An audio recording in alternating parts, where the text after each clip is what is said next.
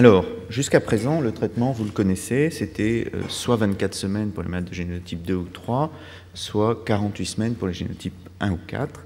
Et donc, les guérisons, c'était environ 80% pour les génotypes 2 ou 3 et un peu moins de 50% pour les génotypes 1. Et j'allais dire, c'est ce 50% qui doit changer. Les 80%, maintenant, on arrive largement à 90%. Donc ça, c'est parfait. Et il faut absolument qu'on augmente ces 50% parce qu'on guérit de l'hépatite C. Alors, la première carte, ça va être les mesures d'accompagnement. Elles sont indispensables pour la réussite du traitement et l'hépatologue qui, dans son coin, prescrit son traitement tout seul ne va pas arriver à augmenter les chances de guérison du malade. L'alcool. La théorie, c'est une alcool avec une consommation nulle ou limitée. Ça, c'était la théorie. À l'heure actuelle, on peut traiter un malade qui consomme de l'alcool à partir du moment où il est encadré, il est pris en charge par les différents acteurs. Donc l'alcool ne doit pas être un frein à la mise en traitement, même si on sait que le traitement sera plus difficile à conduire, notamment en termes d'observance du traitement. La surcharge pondérale. Effectivement, plus on est maigre, mieux c'est pour traiter. Mais ce n'est pas une raison. Maintenant, par exemple, chez les malades qui sont en surpoids, on va augmenter les doses de ribavirine de façon très importante en les surveillant. Mais donc, le poids ne doit plus être un frein au traitement. Le tabac, on avait dit que le tabac était un facteur de risque de fibrose, c'est vrai, et qu'il fallait limiter la consommation de tabac dans le cadre des soins à toute personne. Oui, en théorie c'est vrai, mais ce n'est pas parce qu'on fume qu'on ne doit pas être traité. Pareil pour le cannabis, et là au contraire, j'allais dire, le cannabis ça fait du bien pendant le traitement, ça permet de supporter les effets secondaires. Et donc là encore, je parle du cannabis, mais je pense que je pourrais parler d'autres substances, c'est pas parce qu'il y a une consommation de cannabis qu'il ne faut pas traiter. Et enfin, la vaccination, là, vraiment j'insiste, je crois que c'est quelque chose qui n'est pas assez développé. Il faut vacciner les malades et tous les sujets qu'on voit contre l'hépatite B. La phrase est simple, le vaccin est inoffensif. On va simplifier les choses. Il faut vacciner contre l'hépatite B. Nous sommes le seul pays qu'on dit développé qui ne vaccine pas les habitants de son pays. Alors, la carte numéro 2, c'est un point très important et c'est ce qui va sûrement permettre d'augmenter les chances de guérison. C'est que maintenant, il faut surveiller la quantité de virus pendant le traitement et chaque malade va avoir une durée de traitement adaptée à l'évolution de sa charge virale pendant le traitement. Et donc, il y a des points clés. Avant traitement, 4 semaines après le début du traitement, 12 semaines après le début du traitement, et puis en fin de traitement, et 6 mois après l'arrêt, puisque c'est 6 mois après l'arrêt qu'on parle ou non de guérison. Alors, AS4, c'est vraiment un point clé. Ça fait 4 semaines que le malade a reçu 4 injections d'interféron. Et là, on a déjà un point très important qui va nous permettre de motiver le malade pour continuer. Il y a 3 solutions 4 semaines après le début du traitement. Soit déjà, il n'y a plus le virus, soit le virus a chuté, la quantité de virus a chuté de façon importante, soit la quantité de virus n'a pas baissé. Mais ça, c'est important pour le malade parce qu'un malade qui est négatif, il va être motivé pour guérir, parce qu'il sait, enfin pour prendre le traitement, parce qu'il sait qu'il a de grandes chances de guérir. Un malade qui va avoir une chute, mais incomplète de sa charge virale, il va falloir le motiver de façon plus importante et en modifiant son traitement pour justement lui montrer qu'il a encore des chances de guérir. Et puis, il faudra accompagner le malade qui a un ARN qui est toujours très élevé. Par exemple, celui qui a un ARN négatif, il est possible, si ça continue comme ça, qu'on traite moins longtemps, donc avec moins d'effets secondaires. Par contre, ce malade-là, on va peut-être lui proposer un traitement plus long, 72 semaines par exemple, ou alors au contraire, on va lui dire même peut-être qu'on va arrêter bientôt parce qu'on est sûr que ça ne va pas marcher. Mais ça, c'est important à expliquer, et le malade vraiment à 4 semaines va savoir ce qui va devenir. À 12 semaines, c'est aussi important. Mais autrefois, on faisait 12 semaines, et maintenant, le 4 semaines est vraiment très important. À 12 semaines, il y a les 3 solutions, toujours les mêmes. L'ARN est négatif, l'ARN a un peu chuté, ou l'ARN est toujours fortement positif. Si l'ARN a baissé, mais n'est pas encore négatif, eh bien, on va continuer.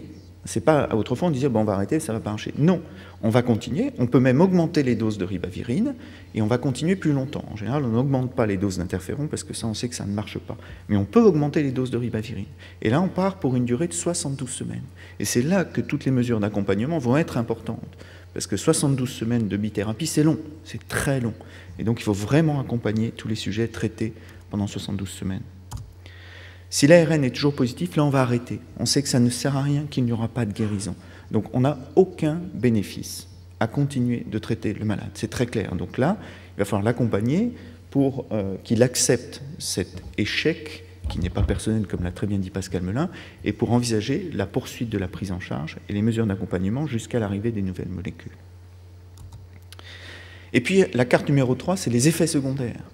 Oui, il y a des effets secondaires, mais chaque effet secondaire peut être pris en charge de façon adaptée. Et il ne faut pas dire « Ah ben c'est le traitement, ben voilà, il faut que vous supportiez avec cet effet secondaire ». Chaque effet secondaire peut être pris en charge. Le syndrome pseudo-grippal, c'est très facile, c'est le paracétamol.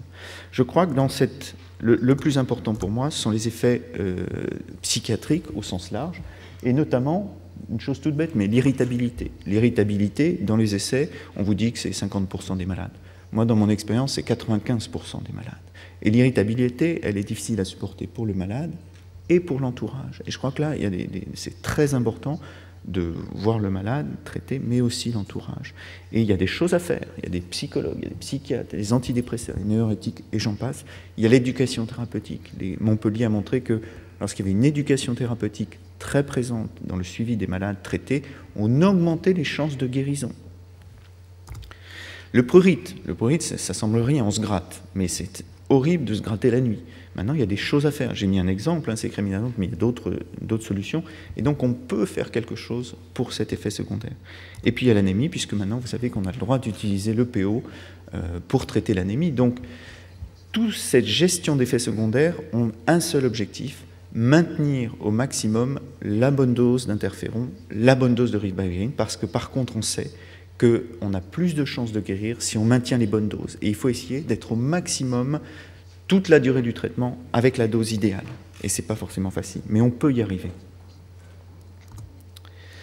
Alors la suite, ça c'est le traitement de demain. Mais les traitements de demain, ils ne sont pas pour aujourd'hui. Et ça c'est important. Donc tout ce que j'ai dit avant, c'est valable pour 2010. Et il faut traiter les malades, il ne faut pas attendre les nouvelles molécules. Alors vous voyez que les nouvelles molécules, il y en a des dizaines.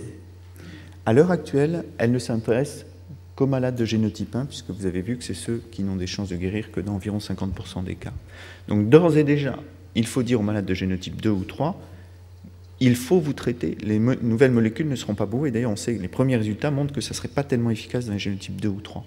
Donc les génotypes 2 ou 3, il ne faut plus attendre, il ne faut pas dire il y a les nouvelles molécules, il faut les traiter maintenant, tous, ils ont 90% de chances de guérir. Alors voilà, la liste, vous allez voir, c'est faramineux, mais on ne sait plus où donner de la tête tellement il y en a.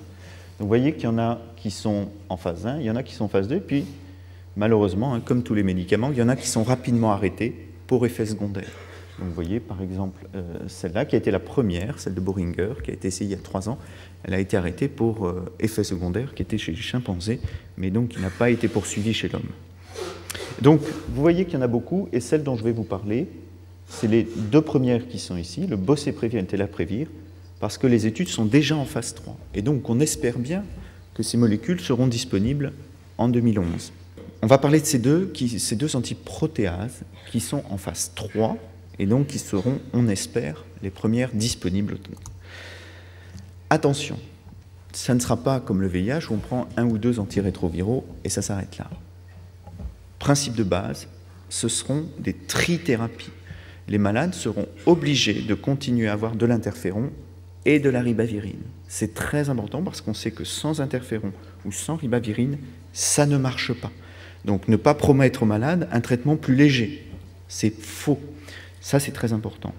D'autre part, les antiprotéases, comme dans le VIH, au début en tout cas, comme ça a été dans le VIH au début, ça sera des prises toutes les 8 heures, au moment des repas. C'est très difficile dans les essais, on demande aux malades de prendre des médicaments toutes les 8 heures et pendant les repas, donc il faut bien cibler les repas. Ça, c'est une contrainte aussi. À l'heure actuelle, les malades les plus graves, ce sont les co-infectés. Les malades co-infectés ne meurent pas du VIH, vous le savez, ils meurent de l'hépatite C. Et à l'heure actuelle, il n'y a aucun essai chez les co-infectés. C'est-à-dire le Telaprevir, le Boceprevir que je vous ai montré, ont été étudiés chez le mono-infecté. Chez le co-infecté, les essais en sont à la phase 1, mais très en retard.